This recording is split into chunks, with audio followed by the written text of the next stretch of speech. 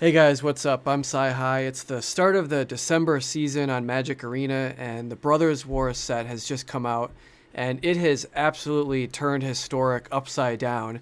I mean, there are so many crazy combo decks right now, it's unreal. But really what happened was we just had a whole bunch of amazing artifacts unleashed on the format, many of which are old favorites from past sets with very well-known combos like Goblin Charbelcher and many others. And right now they're running amok in Historic. And so I want to share a deck I've been using to kind of get around these decks and flourish in whatever kind of chaotic metagame we have right now. But just before we get there, I want to talk about some of these combo decks that are around. They all kind of do similar things. So I'm trying to target them specifically with this deck I'm going to call Prison Mill. So why don't we dive in and I'll just show you a little bit of what I'm talking about. But in order to understand why I think I'm having success with this deck, it's important to understand what the metagame looks like right now. It's early. People are trying a lot of different things. Goblin Charbelcher is now a thing. Karn the Great Creator is quickly becoming like a huge pillar of the format. As expected, we had a ton of awesome artifacts unleashed, and Karn, of course, is like a wish board to get all these artifacts. So that's a lot of fun, and all these combo decks are really powerful, but a lot of them are doing similar things. We always, of course, still have the graveyard combo decks, but some of these newer combo decks require targeting you specifically or going off with a huge storm count, but oftentimes having to target you. So this piece of tech is extremely important in this deck, but I'm running 4 copies of Leyline of Sanctity, so this is just really shutting down a ton of things right now. Against wizards, it's great. Against any burn, you have hexproof, so you don't have to worry about any of this stuff hitting your face. But it's particularly good when you have it in your hand, of course, and get to play it for free as the game begins, because you already just have this safety net against all of these combo decks that are running amok right now that target you directly, like with a Goblin Charbelcher for lethal, for example. So this really hinders a lot of these decks right now. And you'll see a lot of the cards in this deck right now are just really good in this metagame because they're really hindering these combo decks. But one of the problems I've always had in the past, if you've watched my channel in the past, you know I'm a huge fan of the Solemnity 9 Lives combo, which we'll get to in a moment. One of the problems with that deck is that oftentimes you get the lock, but you can't win the game fast enough. And there's a lot of ways around it. You've got Bone Crusher Giant can stomp, which can make it so damage isn't prevented for the turn. So then 9 lives isn't going to keep you safe anymore for that turn. You end up dying, or you'd end up losing life to like Tendrils of Agony or something. So the problem was like you would establish a soft lock, but you just wouldn't be able to finish the game fast enough. But what I found now, mill is so strong, you can actually mill people out pretty quickly, and it turns out to be a solid win condition for a deck like this. But moving on, let's just start from the bottom up, and we can talk about some of these other pieces that are so good against the combo decks right now. And then I'll try to wrap up the deck without rambling on too much. And by the way, this is for best of 1. I'm going to try to work on a best of 3 build here in a little bit, but this first Mythic run at the start of the season was in best of 1, just FYI. But anyway, starting from the beginning, Mesmeric Orb is quickly becoming one of my favorite cards. This card, it's just for 2 mana, you kind of put this weird just like timer on the game, and the amount of milling is just absolutely absurd.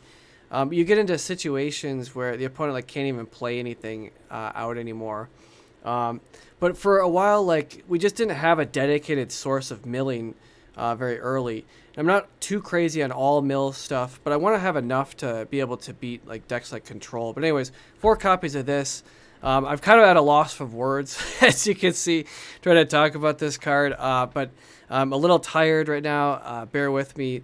I've gotten very little sleep last night, so I'm going to ramble on but try to wrap up quickly. But Mesmeric Orb is one of the newer crazy artifacts we've had, and it's making mill actually viable, in my opinion. You can mill people so much faster. Don't underestimate Mesmeric Orb. Once you get a few of these out, it becomes absolutely just insane. Your opponent struggles with, can they even play spells because they don't know what else you have in your hand. and you can end up milling them out in a turn. So they have to kind of be careful about how much they play. This is still a deck where we can search for enchantments. So we will have a few one-ofs here. Of course, we got one Rest of Peace. Just need it against decks like Dragonstorm. Graveyard-heavy decks is the best graveyard hate in the format currently, in my opinion. Moving on, Ashiok. Got to talk about Ashiok. Ashiok Dreamrender, absolutely insane right now. Many of these combo decks, I failed to mention in the beginning, need to search for things. And they're exploiting some new powerful cards that allow you to search directly for cards. So Ashiok shuts that down as its static ability. Moreover, it's got the target player mills 4 cards, which fits our milling theme.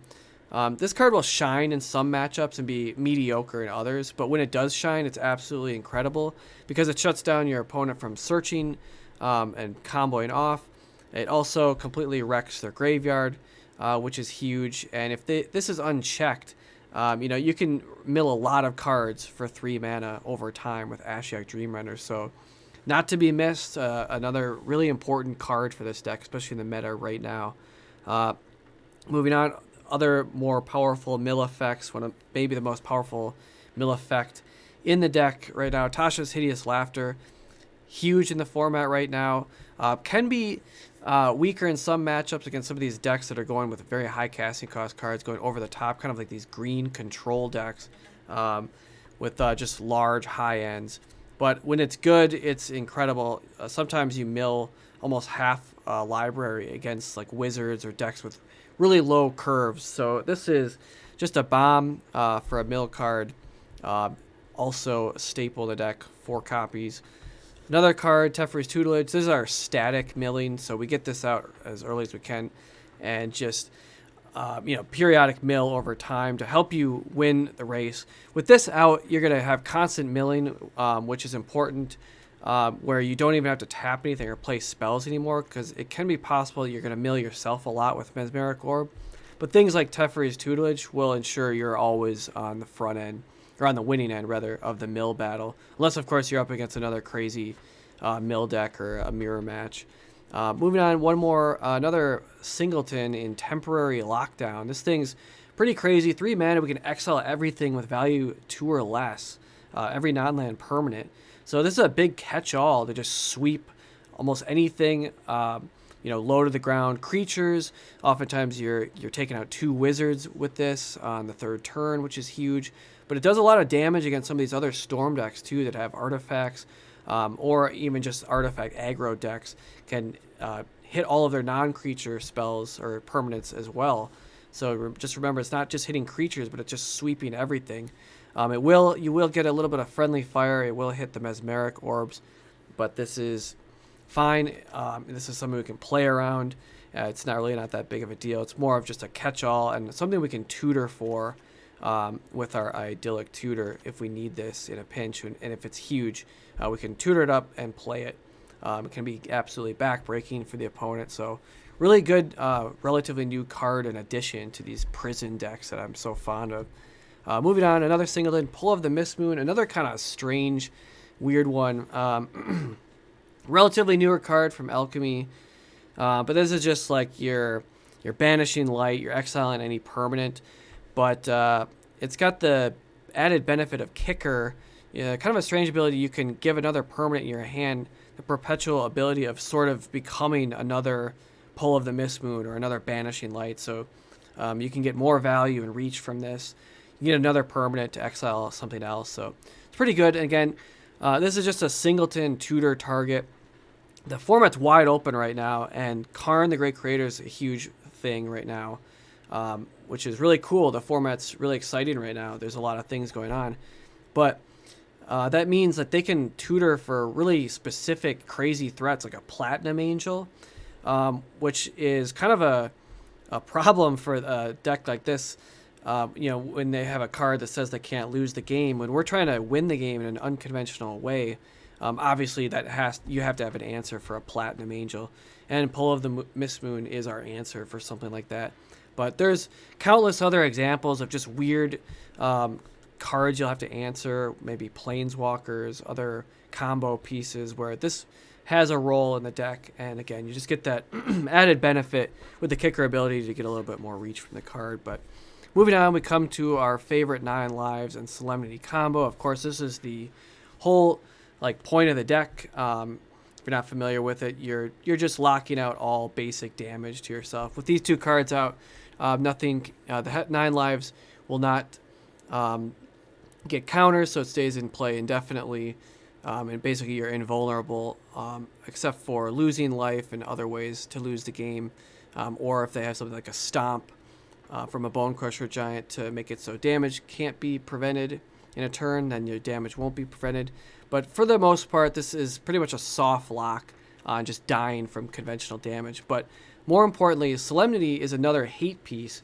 And not only is it part of the combo, but Solemnity messes up a ton of these combo decks that I've been talking about throughout this video as well. So Solemnity is just a total prison piece in of itself against a lot of decks.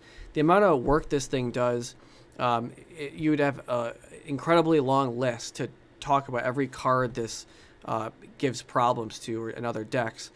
There's so many creatures that get counters that this just shuts off. Things like Blast Zone, lands that use counters, it's shutting off. It even does weird things with Gerard, one of the Planeswalkers that is a creature. It'll come into play as a creature, but it can't have counters, so it ends up just dying instantly because it can't get loyalty counters. That's kind of a very odd niche situation.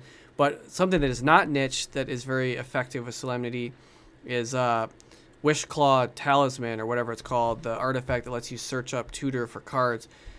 This will shut that down as well because they won't get the counters on that card. So in addition to Ashiok shutting down searching, Solemnity even shuts down some types of searching as well. So the amount of work this card does is just incredible, and the fact that it's part of the combo piece already built in is amazing as a obvious 4 of inclusion and just kind of the main theme of the deck.